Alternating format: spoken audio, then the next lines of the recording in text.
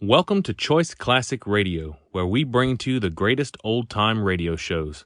Like us on Facebook, subscribe to us on YouTube, and thank you for donating at choiceclassicradio.com.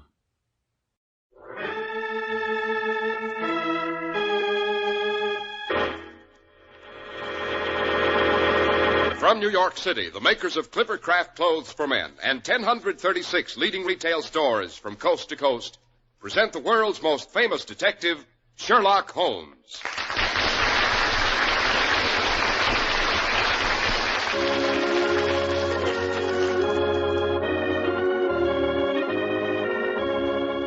Tonight's story, The Adventure of the 6 Napoleons. Come in, Mr. Harris, Thank you, and take Doctor. your usual chair there on the other side of the fireplace.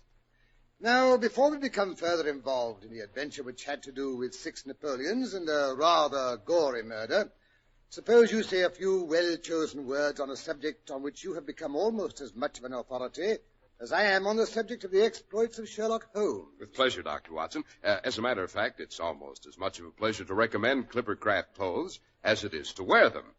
Say, are you in the market for a new suit of clothes? Well, Clipper Craft believes you're entitled to the very most for your money, even today in this era of high prices. That's good business for you, naturally, and it's good business for us, too. We've planned it that way by applying scientific American production methods to the fine old craft of clothes making. It's the great Clipper Craft plan, concentrating the buying power of 1,036 of the nation's finest stores from coast to coast, providing year-round economies in manufacturing and distribution costs, and delivering the savings to you. That's why at a friendly independent store in your community, you get beautifully tailored, fine-fitting, expensive-looking Clipper Craft suits for only $40 and $45. Top coats, too, in fine coverts and worsted gabardines for only $40 and $45, and sport jackets at only $26.50. The values are downright amazing. Compare them tomorrow with clothes selling for many dollars more.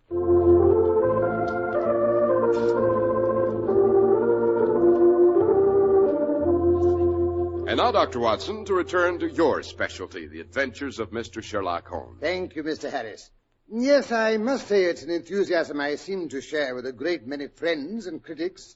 As you probably know, there's a collection of erudite gentlemen all over the United States of America who are ardent Sherlock Holmes admirers, and who call themselves the Baker Street Irregulars. Why, would you believe it? They even argue with me about the accuracy of some of my stories. Do they ever win the arguments, Dr. Watson? You know, Holmes always said I had a weakness for embroidering a tale. But that's neither here nor there. So here's tonight's adventure, the 6 Napoleons. 6 Napoleons? Why, good grief, Doctor. I should think one gentleman of that caliber was all the world could stand at a time. Or is it the name of an acrobatic troupe? No, Mr. Harris, it's something even more unusual. As you may have gathered, Inspector Lestrade of Scotland Yard was a frequent visitor of ours in the old Baker Street days. Between him and Sherlock Holmes there was a friendly rivalry. His calls were welcome because they enabled us to keep in touch with things at Scotland Yard. In return for this news, Holmes was sometimes able, without any active interference, to give some valuable hint on the solution of a crime. The word isn't sometimes, Dr. Watson. It's frequently. Possibly. On the particular evening I'm referring to, Lestrade had come in wearing a preoccupied look. He spoke casually of the weather and the newspapers. Then he fell silent, puffing thoughtfully on one of his atrocious cigars. Holmes looked at him keenly.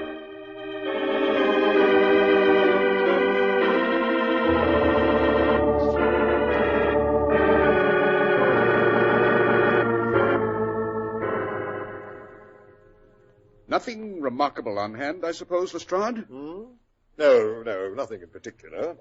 Then tell me about it. Well, Holmes, there's no use denying there is something on my mind. Fancy that. Quiet, Watson. Well, Lestrade, out with it. Has the Bank of England been threatened, or has someone stolen the doormat at Scotland Yard? Well, as a matter of fact, the business is so absurd that I hesitate to bother you about it. On the other hand, though trivial, it is undoubtedly queer, and I know you have a taste for anything that's out of the common. In my humble opinion, it comes more in Dr. Watson's line than in ours. Oh, you mean disease? Well, madness, anyway, and a queer sort of madness, too. You'd hardly think anyone living in this day and age would have such a hatred of Napoleon that he felt compelled to break any image of him that he saw. Is that all? That sort of nonsense is no business of mine. Exactly, that's just what I said, but when the man commits burglary in order to satisfy his craving for breaking images, that takes it out of the doctor's province and into ours. Burglary, eh? That's more interesting. Give us the details, that's a good chap. Well, so far there have been 4 cases. Numbers 1 and 2 were reported 4 days ago. It was at the shop of Morse Hudson, who sells pictures and statues in the Kennington Road. The assistant had left the shop for a few moments when he heard a loud crash, hurried back and found 2 plaster busts of Napoleon lying shivered into fragments. He rushed out into the road, but couldn't find the culprit, although several passers-by declared they had noticed a man run out of the shop. How much were the busts worth? Only a few shillings. Well, I thought you said there was a robbery. That's just one of those senseless acts of hooliganism which are becoming more and more prevalent. The 3rd and 4th cases were more serious. Yes? Yes. They occurred only last night. In Kennington Road, and within a few hundred yards of Morse Hudson's shop, lives Dr. Barnacut, a well-known medical practitioner. By Jove, yes, I've heard of him. He has one of the largest practices on the south side of the Thames. Don't interrupt, Watson. Well, his residence and principal consulting rooms are in Kennington Road, but he has a branch surgery at Lower Buxton Road, 2 miles away. Dr. Barnacut's an enthusiastic admirer of Napoleon and had recently purchased from Morse Hudson 2 duplicate plaster casts of the famous head of Napoleon by the French sculptor Devine. One of these he placed in his home, and one in the surgery in Buxton Road. Well? Well, when Dr. Barnacut came down to breakfast this morning, he was astonished to find that the house had been broken into during the night, and still more astonished to discover that the only thing taken was the plaster head of Napoleon. It had been carried out and shattered against the garden wall. This is beginning to be interesting. And the 4th case? At 12 o'clock, when Dr. Barnacut arrived at his surgery, he found the window broken and fragments of the 4th bust strewn all over the room. And there's no clue as to the criminal's identity. Those are the facts, Mr. Holmes. Singular, not to say grotesque. Were the 2 busts smashed in Dr. Barnacut's rooms exact duplicates of the ones destroyed in Morse Hudson's shop? They were taken from the same mold. That's a coincidence, eh, Holmes? Yes, and it tells against the theory that the man who breaks these busts is influenced by a general hatred of Napoleon. How do you make that out, Mr. Holmes? Considering how many hundreds of statues of the great emperor must exist in London, it's too much to suppose that a promiscuous iconoclast would chance to begin with 4 specimens from the same mold. I thought that way myself at first, but on the other hand, this Morse Hudson's the only purveyor of busts in that part of London, and these 4 were the only ones of Napoleon that have been in his shop for years. Therefore, it seems logical that a local fanatic would begin with them. What do you think, Dr. Watson? Well, there are no limits to the possibilities of monomania, Lestrade. For example, there is the condition which the French psychologists call the idée fixe, which may be trifling in character and accompanied by complete sanity in every other way. A man who had read deeply about Napoleon might conceivably form such an idée fixe and, under its influence, be capable of any fantastic outrage. No, it won't do, my dear Watson. It won't do. Oh, why not? No idée fixe would enable your interesting monomaniac to find out where these busts are situated. All right, then, how do you explain it? I don't attempt to do so, yet. But one thing is obvious. There's nothing abnormal about this bust smasher. There's too much method in his eccentric proceedings for that. In what way? But consider, in the Barnacott house, where any sound might arouse the family, the bust was taken outside before being broken. Whereas in the surgery, where there was less danger of an alarm, it was smashed where it stood. The affair seems absurdly trifling, and yet some of my most classic cases have had the least promising beginnings. You'll remember, Watson, how the dreadful business of the Abernethy family was first brought to my notice by the depth which the parsley had sunk into the butter on a hot day. I can't afford to smile at your broken bust, Lestrade. On the contrary, Hello, what's that? The front doorbell, of course. For a great detective, you do have your obtuse moments, Holmes. Naturally, I know it's the front doorbell. What I want to know is why it's ringing in the middle of the night. Come in. Hello, Mrs. Hudson. What's the matter? A policeman downstairs, sir, says Mr. Lestrade is wanted right away. What's up now? He said as how I was to tell you there'd been another bust busted.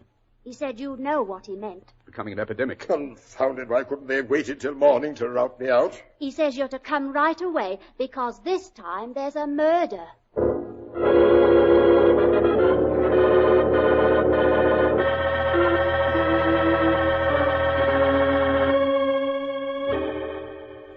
Well, Mr. Harris, naturally, Holmes and I threw on our hats. I picked up my service revolver. And we dashed down the stairs with Lestrade panting behind us. Fortunately, a policeman had a cab waiting. We piled in hurriedly and drove off to Pitt Street, the scene of the crime.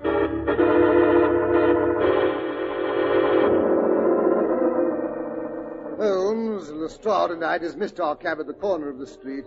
It was obvious that news of the murder had got around.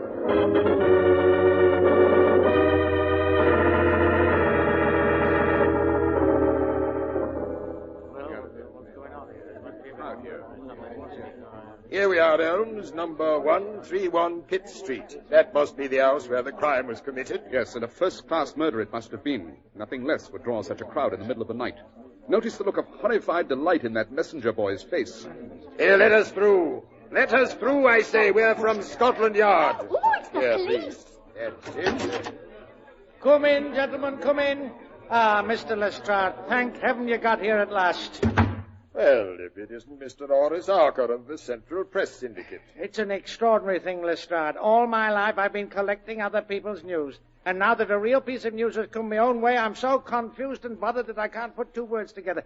If I'd come in here as a journalist, I should have interviewed myself and had 2 columns in every evening paper. Mr. Harker... you remember when the Stand fell in Doncaster? Well, I was the only journalist in the Stand, and my journal was the only one that had no account of it, for I was too shaken to write it. And now I'll be too late again with a terrible murder done on my own doorstep. You'd better tell us just what happened. Wait a minute, I'll call my wife. She was with me. Minnie! Minnie! The police have come. Oh, God be praised. What a night we've had. I was just saying to Horace, this is what comes of staying up late. If we'd been safe in our beds, we never should have heard the commotion. Mr. Harker, may I present my friends Dr. Watson and Sherlock Holmes? How do you do? Sherlock Holmes? Dear me, is it as bad as all that? You see, Horace, I told you. Next thing you know, he'll be suspecting you of the murder. Now, Mother. I assure you, Mr. Harker, I am only here unofficially. Inspector Lestrade has charge of this case. Well, that's a relief anyway. Oh, well, you see, Mr. Lestrade knows Horace, and that's something. You understand. That is... Of course. As a matter of fact, the thing that interests me most of all isn't the murder. No? No, it's the broken bust of Napoleon. Yes, that's it. It all started with that bust. I never did like the man, Napoleon, and why Horace wanted a bust of him sitting in the living room, No, Mother. But perhaps I'd better tell the gentleman just what did happen. Yes, I suppose that would be a good idea. As Minnie was saying, it all seems to center around that bust of Napoleon that I bought for this very room about 4 months ago. Where did you purchase it, Mr. Harker? From Morse Hudson's shop, Mr. Holmes, in Kennington Road. Uh-huh. Well, as you may know, gentlemen, a great deal of a journalist's work is done at night. I often write until the early morning. Just ruining his Now, health. Mother. Well, tonight I was sitting in my den, which is at the top of the house at the back. I'd almost finished my work, and Minnie was trying to get me to come to bed.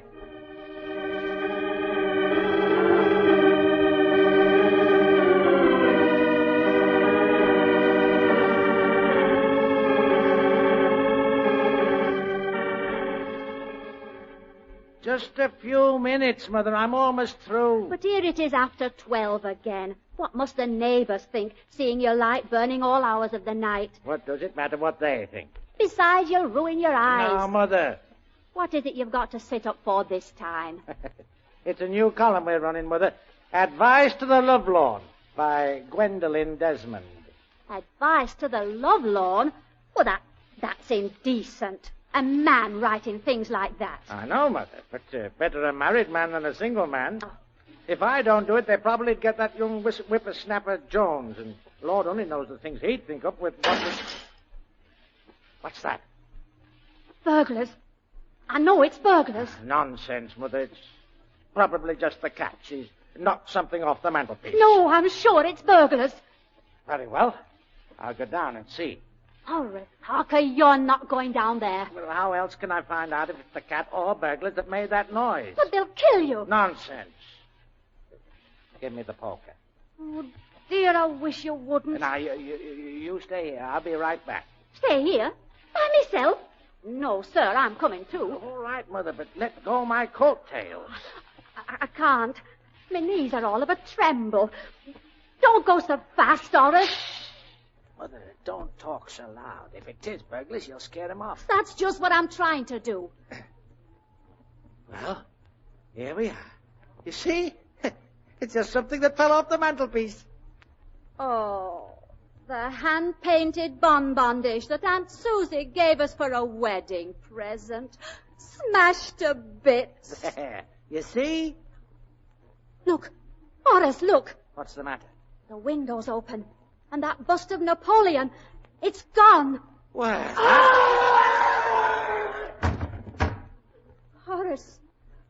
Horace, did you hear that? Sounded like someone falling against the front door. Oh, it's horrible. Oh, Horace, don't go. Yeah, I've got to find out. Just a minute till I get the door open. Hello, there's something heavy pressing against it. Heaven protect us. That's it. It's a man lying on the doorstep. And his throat is slit from ear to ear.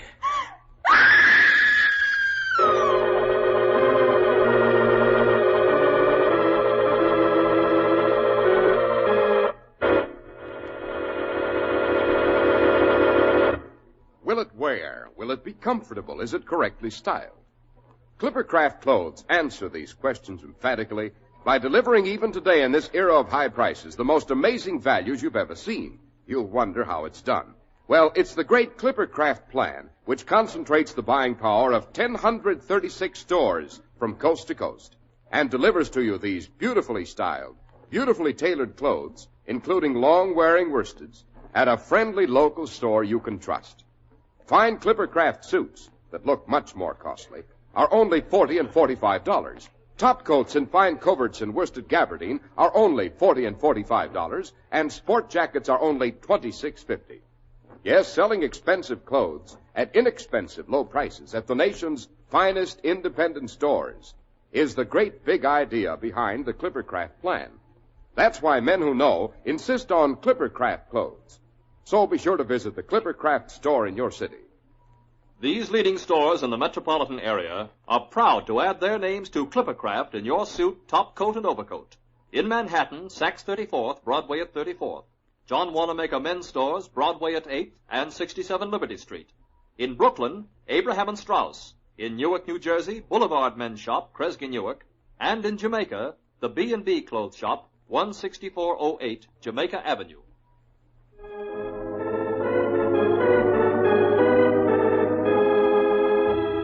And now, suppose we return to the house of Horace Harker, where Holmes is helping Inspector Lestrade to solve a bloodthirsty murder. Did you know the murdered man, Mr. Harker? No, Mr. Holmes, I did not. They've taken the body to the mortuary. What did he look like? Tall, dark, and powerfully built. Poorly dressed, but he didn't have the hands of a laborer. A horn-handled knife was lying in a pool of blood beside him. But whether it was his or whether it was the knife that did the deed, I don't know. Anything in his pockets? No card or letters of identification, if that's what you mean. Just an apple, some string, a shilling, a map of London, and a photograph. Here it is. Excellent. A rather simian countenance, eh, Watson? Ugly-looking brute. And vicious, too, I should say. Yes, but look here, Holmes. What's become of the bust? Ah, the bust. Yes, of course, the bust. He wouldn't dare carry it very far. Someone might see him and identify him. Are there any empty houses around here, Mr. Harker? There's one right next door. No, that wouldn't do. Too dark. He had to have light. Dr. Barnicot's statue was found smashed in the passageway where the light from his front door illuminated it. There's just one other vacant house in this block, Mr. Holmes. Fifth to the right, under the street light. Excellent. That must be the one. Come, Watson. Let's see what we can find. Wait a minute. I'm coming too. Very well. Oh, but you must come back, Mr. Holmes, all of you. You must be famished. Dear me, where's my sense of hospitality? I'll go and put the kettle on right away. Splendid. We'll be back before he's had a chance to come to a boil.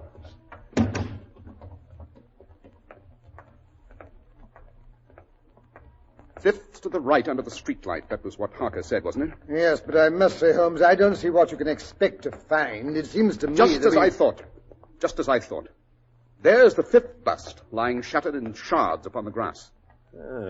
Destructive brute. I'd give a great deal to know if he found what he was looking for. What do you mean? I can't explain now, but suppose we all meet at Baker Street tomorrow night directly after dinner, and I think I can promise you an exciting evening. You're on the murderer's trail? Quite. In the meantime, you, Lestrade, see if you can discover the dead man's identity, while I inquire into the manufacturing of those busts and see if I can trail the ruffian in the photograph. Oh, that's right. Pick the most exciting chore for yourself. And the most dangerous. Don't forget that, Lestrade. Watson, don't quibble. We have a long way to go, and yet we've discovered some rather significant facts tonight. I must say I don't see anything particularly significant. In the first place, breaking the bust was not the sole object of tonight's criminal. Well, how do you know? If it had been, he'd have broken it inside the house or immediately outside. In the second place, the possession of this trifling bust was worth more in his eyes than a human life. Yes, I think I'm beginning to understand what he was after.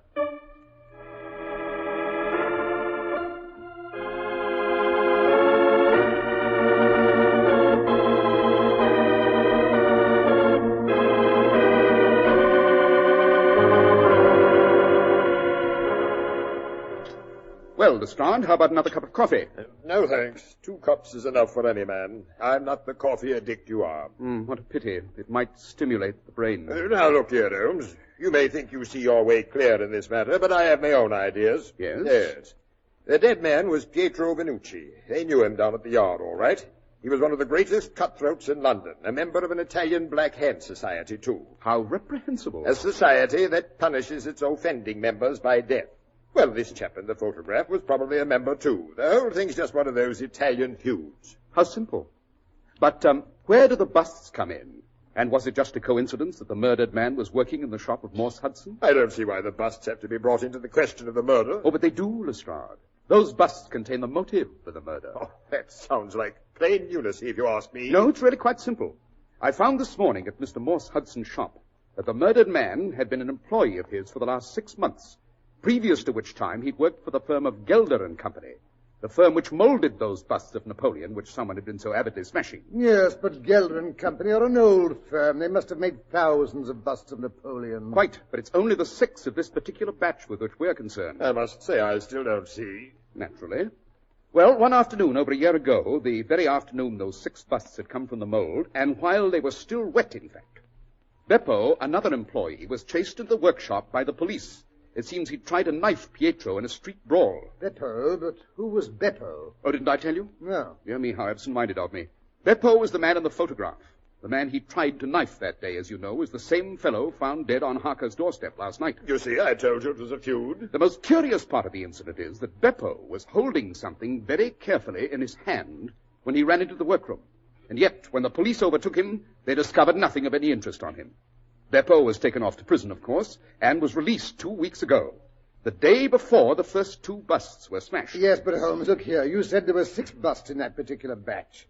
So far, only 5 have been smashed. Where's the other one? The sales book of Mr. Morse Hudson shows that it was sold over a month ago to Mr. Joseph Brown of Laburnum Lodge, Chiswick. And now, suppose we pay that worthy gentleman a visit. If luck's with us, it should be an interesting evening. Yes, but Holmes, isn't it a bit late to go calling?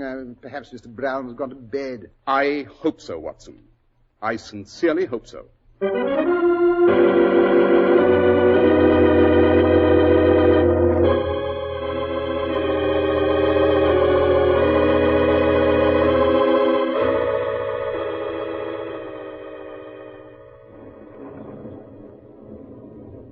Say, Holmes, it's going to storm any minute. Can't we come back some other time? No, Watson, the gentleman we're after is not to be put off by a little unpleasant weather. He must finish his quest as soon as possible. He doesn't dare delay for fear the police will be on his trail. I only hope he hasn't been successful already. Here we are. This gate says Laburnum Lodge. This is the house. No lights. Mr. Brown has gone to bed. I knew it. Good. We won't rouse him. Suppose we confine ourselves to an inspection of his shrubbery. But look here, Someone coming along the road. Quick, get behind this hedge. But I believe... Yes, he's opened the gate. He's coming in here.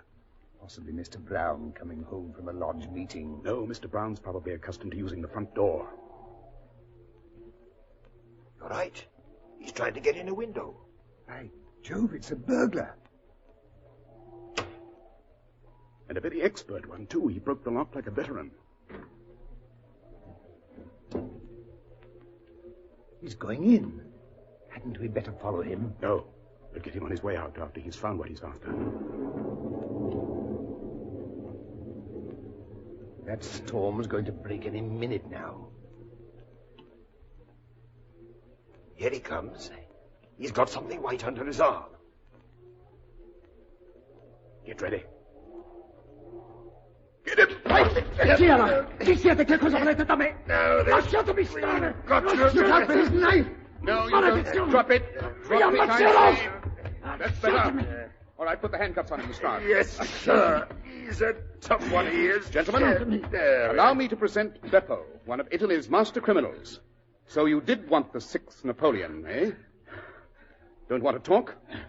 Very well. So, this is the man who committed last night's murder, eh? Yes, this is the murderer and the bust smasher. Well, now that you've got the 6th Napoleon, what are you going to do with it? Lend me your topcoat and I'll show you. Huh? Oh, very well. Oh, but first come over to the street light. Come along, you. You know what's good for you. Che cosa volete? Come along. Non ho fatto nulla. Non so niente. Now, first, I wrap the bust in Watson's coat so we won't lose any of the splinters.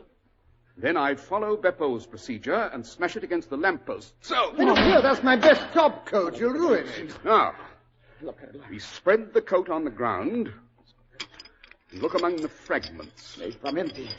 No, maledizione no, la perla è mia. La perla nera è mia, è mia, è mia. Our friend Beppo seems to be rather excited. Dammela. Keep him at a distance, Lestrade. I don't want him to do any no. snatching. Stand back now, you. Come along. Now, let me see. No. No. Yes, by Jove, here it is. Lasciatemi. Why, it's a tremendous black pearl. Yes, Watson. The famous black pearl of the Borgias, stolen from a museum in Florence 2 years ago. Devilishly beautiful, isn't it?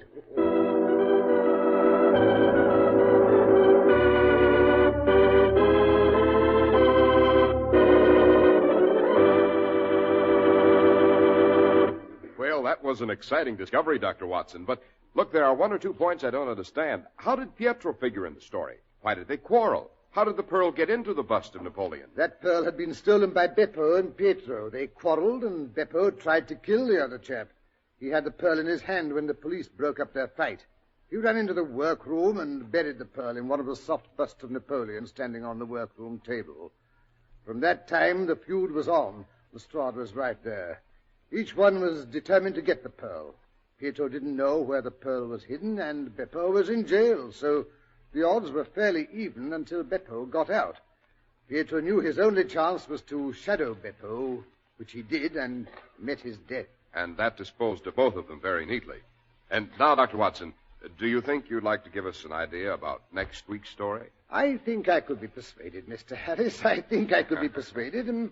Let me see. Next week, I think I'll take you down to the port of London, where Holmes and I discovered a fantastic East Indian temple among the wharves and warehouses. There, in front of a hideous idol, we ran into our old friend, Professor Moriarty. I call it the adventure of the serpent god. My hair, what's still left of it, stands on end when I remember it.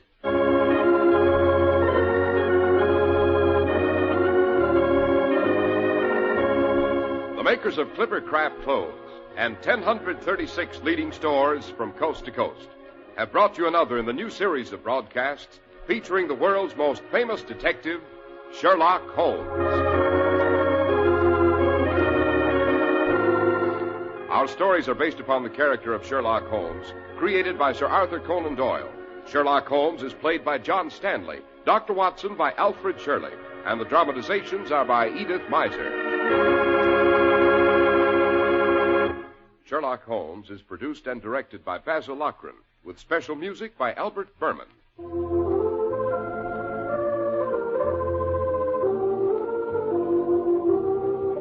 If you don't know your Clipper Craft dealer, write Clipper Craft, 200 Fifth Avenue, New York City.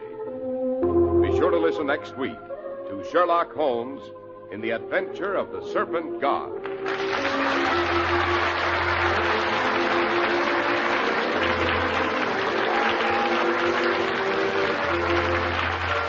This is Cy Harris speaking for Clipper Craft Clothes.